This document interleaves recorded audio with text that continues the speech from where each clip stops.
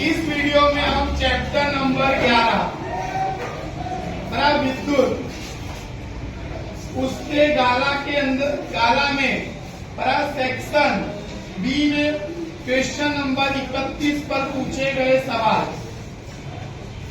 वो सवाल हम आज सीखेंगे जो चैप्टर नंबर 11 में से विद्युत में से पूछे गए। देखो, आपको सबसे पहले सवाल तब आएंगे जब आपको ये पता चलेगा कि सवाल में कौन कौन सी चीजें दी गई है और क्या हमको निकालना है। तो देखो, सवाल को पढ़ते जाने का और क्या दिया है वो हमको लिखते रहने का। कोई एक विद्युत बल्ब का फिलामेंट तार है, उसमें से 0.5 एम्पियर विद्युत धारा का बहती है। तो देखो, एम्पियर में जब भी कुछ दिया हो तो समझ जाने का कि वो हमको आई का मान दिया है, आई का मान, और आई को बोलते हैं विद्युत धारा। तो विद्युत धारा का मान 0.5 एम्पियर दिया है। तो विद्युत धारा का मान कितना है? 0.5 एम्पियर। अब देखो, 10 मिनट तक बहती है, 10 मिनट तक बहती है, इसका मतलब हमको समय दिया है 10 मिनट, लेकिन हम इसको सेकंड में बदल देंगे। तो 10 मिनट को सेकंड में बदलने के लिए हम 60 से गुणा करेंगे। 60 से गुणा करेंगे तो यहाँ पर हो जाएगा 6 कम 6 बराबर, तो यहाँ पर हो जाएगा 600 सेकेंड बराबर। तो यहाँ पर हो जाएगा 60 दहम 600। अब हमको कह रहा है विद्युत आवेश की गणना करो, विद्युत आवेश की क्या करो? गणना। तो हमको समझ आने का, हमको Q का मान निकालना है। तो हमको पहले ये पता चला कि सवाल में किसकी किसकी कीमत थी और क्या निकालना है। अब इनके बीच में संबंध दर्शाने वाला कोई सूत्र हो, वो सूत्र हमको लगाना रहता है। तो हमको मालूम है कि विद्युत धारा के बराबर Q/T, एकांक समय में आवेश के प्रवाह की दर को बोलते हैं विद्युत धारा। अच्छा, इसमें देखो 3 चीजें हैं। कितने चल है? 3 में से 2 कीमत मालूम है तो एक अपने आप मिल जाएगा। तो हम यहाँ पर Q निकालना है, तो हम Q को सूत्रकर्ता बनाए अथवा डायरेक्ट कीमत रखते हुए, जैसे I की जगह पर हम लिखते हुए 0.5। Q हमको निकालना है, T हमारा है 600 बराबर, क्रॉस गुणा करेंगे तो Q एक किसके बढ़ते में कितने दे? Q एक कम Q 0.5 गुणे 600। अब यहाँ पर देखो, हमको पॉइंट हटाना है, पॉइंट हटाना है तो बट्टे में क्या लिखते हैं? 10। पॉइंट हटाना है तो बट्टे में 10। अब 10 रखेंगे बट्टे में, तो यहाँ पर एक जीरो से देखो, यहाँ पर एक जीरो से एक जीरो कट जाएगा, तो यहाँ पर आ जाएगा 5 गुणे 60। क्योंकि देखो, यहाँ पर पॉइंट हटाने के बट्टे में 10 को लिखते, 10 से एक जीरो कट जाता, तो यहाँ पे 5 गुणे कितना आता? 60। अब गुणा करेंगे तो 5 6 30 और एक जीरो लग जाएगा तो क्या आ जाएगा? 300। अब Q का मान हमेशा कूलम में होता है, तो ये हमारा आएगा कूलम। तो याद रखने का कि हमको सवाल में क्या दिया है और क्या निकालना है, उस पर से हम सवाल कर सकते हैं। अब दूसरा देखो, दूसरा सवाल है थोड़ा सा डिफिकल्ट है बराबर। देखो, यहाँ पर सबसे पहले क्या कह रहा है कि तुम्हारे घर में 2 प्रकार के पावर रेटिंग वाले साधन का उपयोग करते हो, एक है बल्ब और एक है रेफ्रिजरेटर। तो पहले आपको टोटल पावर निकालना है। पहले टोटल क्या निकालना है? P। तो P होता है P1 प्लस P2। अब यहाँ पर देखो P कितना है? तो P है 100 वॉट और P1 का P2 कितना है? तो 400 वॉट। दोनों का टोटल होगा तो 500 वॉट आ गया। अब यहाँ पर देखो, उसने कहा कि ये उपकरण तुम कितने घंटे चलाते हो एक दिन में? 10 घंटे। और कह रहा है किलो वॉट आवर का खर्च 8 रुपए है। तो यानी इसको हमको पहले किलो वॉट आवर में बदलना है। अब किलो वॉट में बदलना है तो हमको इसको 1000 से क्या दे देने का? भाग। 1000 से भाग दोगे तो ये हो जाएगा किलो वॉट आवर। अब 2 जीरो से 2 जीरो कट गया तो हमारा आ गया 0.5 किलो वॉट आवर। अब क्या कह रहा है कि एक दिन का, देखो एक दिन में कितने घंटे चलाते हैं? 10 घंटे। तो आपको निकालने का एक दिन में खर्च होने वाली विद्युत ऊर्जा। तो देखो, एक दिन में खर्च होने वाली हमको विद्युत ऊर्जा निकालनी है W। तो W बराबर हो जाएगा P इंटू T।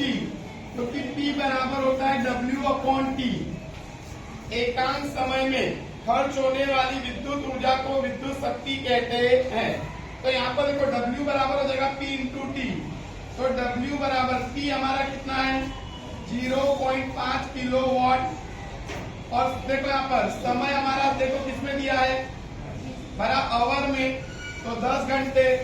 अब इनका गुणा होगा तो देखो यहाँ पर ये पॉइंट से 0 कर जाएगा, तो यहाँ पर आ जाएगा W बराबर 5 किलोवाट आवर, यानी एक दिन में इतनी विद्युत ऊर्जा खर्च हो रही है।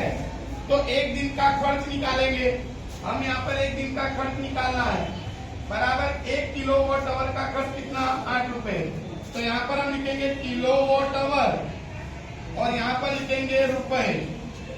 यहाँ पर क्या लिखेंगे रुपए। अब देखो यहाँ पर 1 किलोवाट आवर का खर्च कितने रुपए है 8 रुपए। हमारे कितने किलोवाट आए 5, तो 5 का निकालना है तो डायरेक्ट गुणा हो जाएगा 5 अट्ठे 40 रुपए एक दिन का खर्च आया। अब हमको कह रहा है 10 दिन का खर्च निकालो, तो हम 10 दिन का खर्च निकालेंगे। तो यहाँ पर लिखने का 10 दिन का खर्च। अब जितने दिन का खर्च बोला हो उतने एक दिन का खर्च निकाला, उतने में उतने से गुणा कर दो। तो यहाँ पर 40 गुणे 10 दिन का बोल रहा है, 20 दिन का बोलते तो 20 से गुणा करते। तो यहाँ पर आ जाएगा 400 रुपए खर्च आएगा। तो इस प्रकार से हमको ये सवाल हल करना रहता है। अगला सवाल एकदम सरल है। अगले सवाल में देखो यहाँ पर 20 ओम प्रतिरोध दिया है, तो आर का मान हमारा हो गया 20 ओम।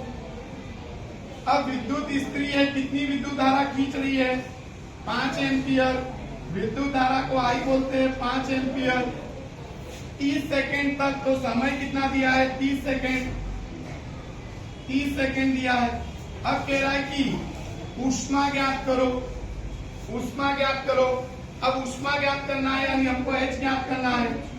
अब H ज्ञात करना है तो चारों के बीच में संबंध दर्शाने वाला सूत्र है H बराबर आई स्क्वायर आर टी। H बराबर आई स्क्वायर आर टी। 4 में से 3 कीमत मालूम हो तो एक अपने आप मिल जाएगा। H हमको निकालना है, I का मान देखो तो 5 दिया है, तो 5 का वर्ग। R का मान कितना है 20 और T का मान कितना है 30। अब यहाँ पर देखो H बराबर 5 का वर्ग 25, 20 गुणे 30। अब यहाँ पर देखो 25 दूनी 50, 50। देखो यहाँ पर 5 का वर्ग 25, 20 गुणे 30। अब यहाँ पर देखो गुणा करना है, 25 दूनी 50 बराबर 50 तिया 150, तो 150 आ जाएगा यहाँ पे। अब देखो 150 और कितने जीरो लगाने हैं 2 जीरो और, तो 2 जीरो लग जाएगा, तो ये आ जाएगा हमारा 15,000 जूल। हमेशा ऊर्जा किसमें होती है जूल में, तो यहाँ पर हमारा जूल आ जाएगा। तो हमको देखो 3 चीज मालूम थी, एक निकालनी थी। उसके बीच में संबंध दर्शाने वाला जो सूत्र है वो सूत्र का उपयोग करेंगे तो अपने आप हमको कीमत मिल जाएगी। अगला देखो 3 प्रतिरोध है। 3 प्रतिरोध बोले तो R1, R2 और R3। अब कह रहा है इनको किस प्रकार जोड़ो कि समतुल्य प्रतिरोध, समतुल्य प्रतिरोध R का मान 4 ओम आना चाहिए। तो आपको इनको कैसे जोड़ना है वो बताना है। तो देखो आपको क्या करने का, ये 2 बिंदु है A, यहाँ पर हमको क्या करने का कि यहाँ पर देखो ये R2 कितने ओम 3 ओम और R3 कितना है 6 ओम। R3 कितने ओम 6 ओम। और ये तीसरा प्रतिरोध है, तीसरा प्रतिरोध हमारा कौन सा है R1, वो कितने ओम है 2 ओम। हम ऐसे जोड़ेंगे तो हमारा समतुल्य प्रतिरोध कितना आएगा 4। देखो कैसे, तो इन दोनों को हमने किसमें जोड़ा है पार्श्व क्रम में, कौन से क्रम में, तो अपने को लिखने का कि R2 और R3 को पार्श्व क्रम में जोड़ा है। कौन से क्रम में जोड़ा है पार्श्व क्रम में। अब पार्श्व क्रम में अगर हमको R निकालना हो तो R का सूत्र होता है 1/R, लेकिन हम यहाँ पे 1/R बोलेंगे क्योंकि R टोटल को बोलते हैं। R किसको बोलते हैं टोटल। अभी टोटल नहीं हुआ हमारा, 2 ही का हुआ है, तीसरा बाकी रह रहा है, इसलिए हम उसको R बोलेंगे नहीं। हम उसको क्या बोलेंगे आर डैश। अब यहाँ पर देखो बट्टे वाला सूत्र आता है 1/r2 प्लस 1/r3। हमने 1/r2 इसके लिए लिखा क्योंकि r1 500 में है नहीं।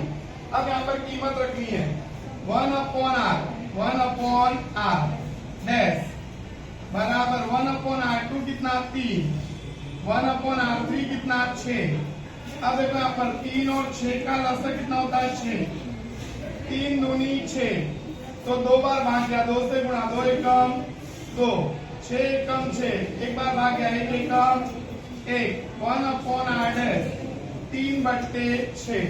अब मेरे को आर डैश निकालना है तो आर डैश बराबर 6/3, तो यहाँ पर देखो 3 दूनी 6, तो आर डैश मेरा आया 2 ओम। आर डैश मेरा कितना आया 2 ओम।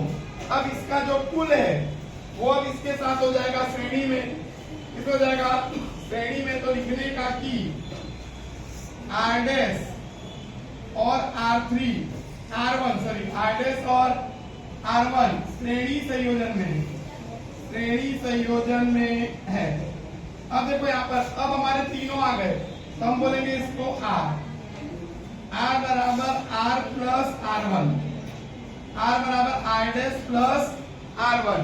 अब R डैश कितना आया हमारा 2 आ गया और R1 भी कितना है 2 है, तो हमारा टोटल R कितना आया 4 हो, तो ये हमारा उत्तर आ जाएगा। तो ऐसे सवाल पूछे तो आपको ऐसे हल करने रहते हैं। ये पूछे गए मोस्ट आईएमपी गाला के सवाल है। अगर आपको ऐसे सवाल समझ में आए हो तो वीडियो को लाइक करो, अच्छी कमेंट करो और ऐसे सवाल की प्रैक्टिस करो और ऐसे सवाल कमेंट में मेरे को भेजो।